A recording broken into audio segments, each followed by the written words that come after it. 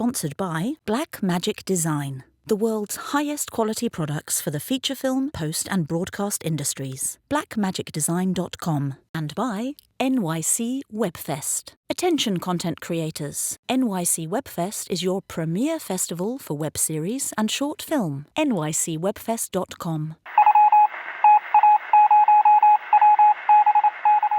The Toronto International Film Festival kicked off in September, and the stars were out and on the red carpet. This footage comes to us from Lauren Atkins, who was at Toronto for us. The Last Showgirl made its world premiere at TIFF this year, where director and cast were met by a standing ovation from the crowd on hand. The Last Showgirl is directed by Gia Coppola and stars Pamela Anderson, Jamie Lee Curtis, Dave Bautista, Billy Lord, and Kiernan Shipka. In the film, Anderson plays a seasoned showgirl who must rethink her future when her show abruptly closes after a 30-year run. Here are stars Pamela Anderson, Billy Lord, Kiernan Shipka, and Jamie Lee Curtis on stage at TIFF. Well, I think I've been getting ready my whole life for this role. Pretty much at the same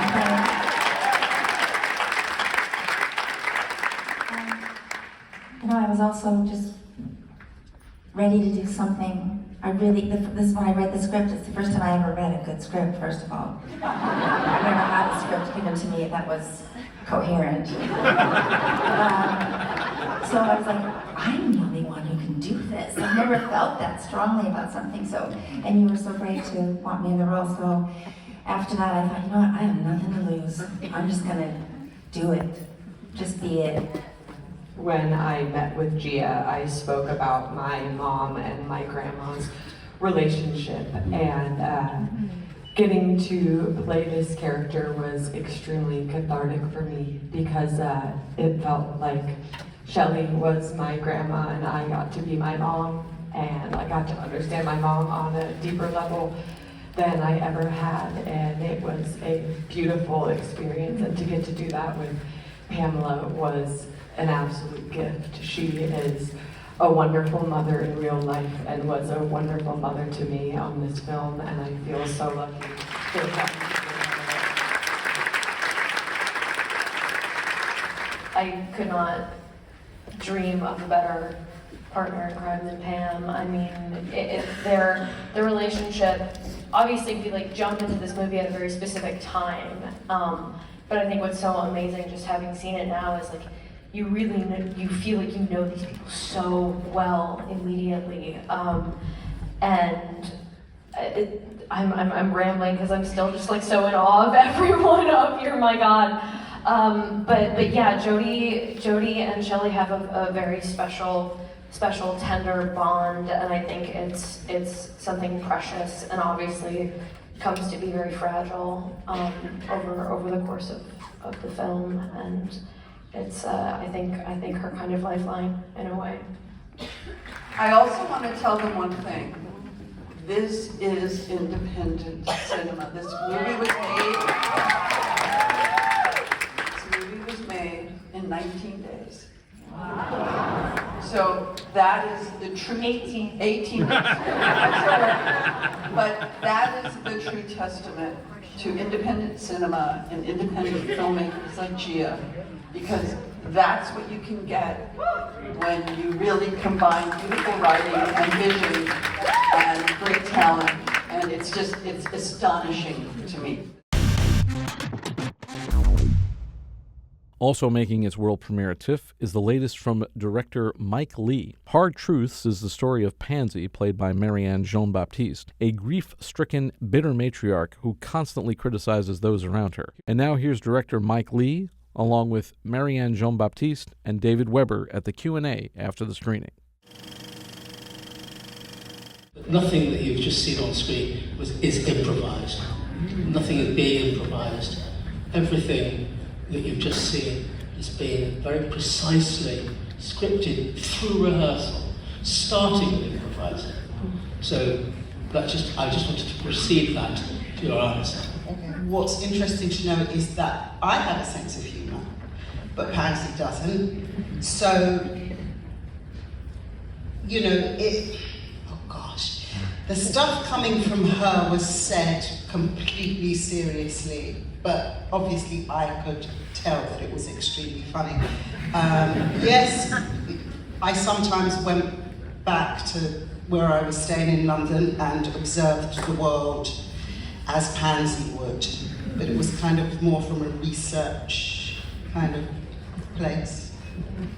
I think in their case it's quite complex because, like I was speaking to you earlier, you know, two people can be in the exactly the same situation but see it in completely different ways.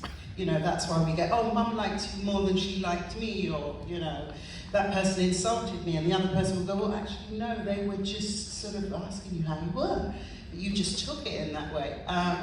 So I think we worked a lot on developing and going into their history and building a history for them where that kind of thing could happen. On a very lighter note, as actors, you probably look at that script and go, he didn't say much, is he? But there was no script, so I didn't get to do that, so thank goodness. The silences, I mean, it's really, I never thought about silences at all until people watch the film and then they say that, and I'm going, it's not, because it wasn't so much being silent. There were times when he could not speak. And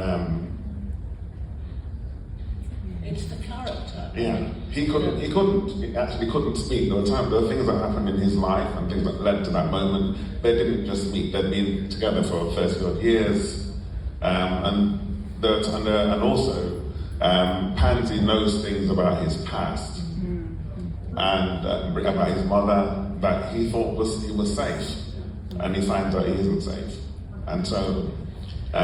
And also, I mean, with that kind of marriage, people know, you're gonna light that fire, you're gonna take that on, or you're just gonna let it blow. And he knows when to let it blow out, I think. So there was times when he couldn't speak, and times when he wouldn't speak. In Helena Regine's Baby Girl, Nicole Kidman plays a high-powered executive whose affair with a younger intern, played by Harris Dickinson, plunges her into a web of control and desire. Here's the director at the Q&A after the film. Yeah, I thought it would be fun and interesting to sort of make a film in almost a meta perspective about control, power, gender. Because we are all, of course, luckily talking about that after Me Too, and that was incredibly necessary. But the consequences of that also, at least for me, I will speak for myself, is that I get a little confused about it, and that I try to polarize it, and that we are all still animals, so how do we then, deal with that? So I tried to shine a little bit of light on that, and writing it, I wanted to play with the sexual thriller idea, but then in the end, I didn't want anybody to die, or Harris, everybody starts to expect her. I also, when I was writing it, I was like, oh my God, maybe he's gonna kill her. But then in the end, I thought it would be interesting to show that they're all ambiguous, all four of the lead characters. They're all light and dark, as we all are. Baby Girl is set to be released on December 25th. The feature documentary Earnest Cole, Lost and Found won the Best Documentary Prize at Cannes this year. Director Raul Peck assembled the portrait of Earnest Cole, a photojournalist from South Africa, from 60,000 negatives discovered in a Swedish bank vault in 2017, his own private writings, and interviews with his family and peers. Here's what Peck had to say about the film. This film, Earnest Cole, Found and Lost, is about a man. It's a tribute to many people who left their country, South Africa, apartheid South Africa, and gave a lot for that. Earnest Cole is one of them. He left very young, and he lost a lot. He gave a lot and he lost a lot.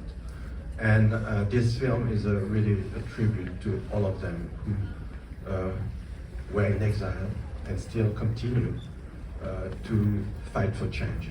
It was important for us to have this uplifting moment because Ernest's work was not just a personal work, it was a collective work, and all these other artists, musicians, writers who died in exile. It was important to show that face of the fact as well.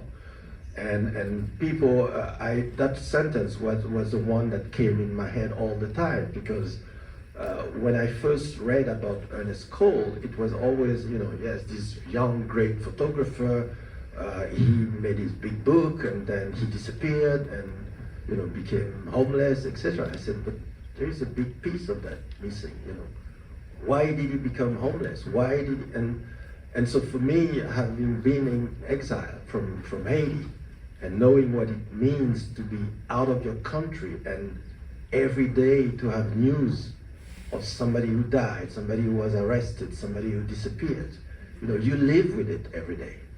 So, and that can drive you crazy, At least the Haitian community is very wide, so you had people you knew, but the South African community at the time, there were very few artists, students, and that was it. And very isolated. And as a black person, as a black artist, even in New York, you were pretty much isolated as well. So this is what drove him to that paranoid situation where, and then the assignment they were giving him, etc. He wanted to be a photographer, not a black photographer. And he never got that.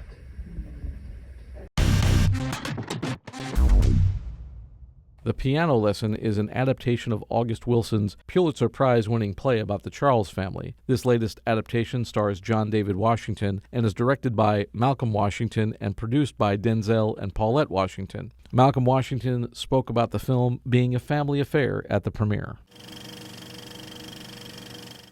So this was such a beautiful time for us all to come together, but it became something much bigger than our own family. And this is a story of ancestry, of lineage, and dealing with the August Wilson canon at all, you're tying yourself into a much larger lineage there. So of course there's the Washingtons are all involved in this, but so are the Deadweilers, the Fishers, the Hawkins, the Potts, Jacksons, Black. There's so many stories tied into this thing that we're doing, and I think that we all kind of wanted to uphold that and the people that made this possible. This is the BTRP Media Network.